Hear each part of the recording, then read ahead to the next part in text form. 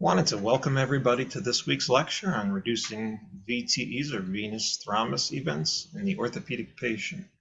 I like to think of this as being dealt a good hand as compared to being dealt a bad hand. You can think of it as if all those cards fall into place, you're going to do well after the orthopedic surgery. So we have to look at the different types of orthopedic patients that we have. We have the emergent orthopedic admission, and this is the fracture or the broken bone.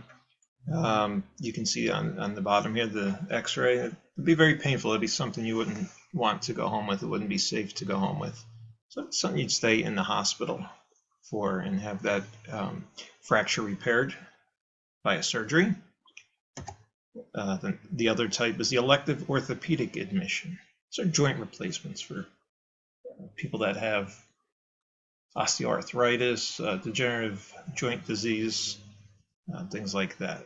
And they're a bit different, and their VTE prophylaxis is similar in some ways, but different in other ways, and that would be one of the things we discussed this week, as well as the elective spinal surgery patient. These are people that have their laminectomies or anterior cervical discectomy with fusions or ACDFs done.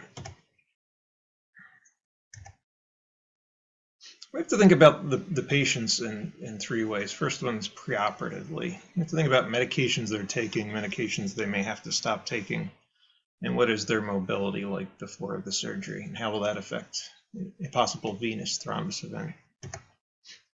We have to think about the postoperative hospitalization. Right after they're out of surgery, while they're in the hospital recovering until it's safe for them to be discharged. We also, again, have to deal with medications, their mobility, and now we're thinking about devices that can help reduce VTEs. Lastly, we have to consider their postoperative discharge. What medications will they need once they're out of the what will their mobility be once they're at rehab or back at home? What devices are they going to need to use and continue to use, and for how long afterwards? And it's something we need to speak to. So that'll be discussed this week as well. Everything leads to Virchow's triad.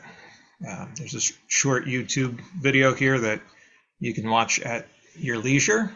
Describes the three aspects that make up Virchow's triad. Once you've done that and you've read through the assigned readings, there'll be a DQ post that will be required this week.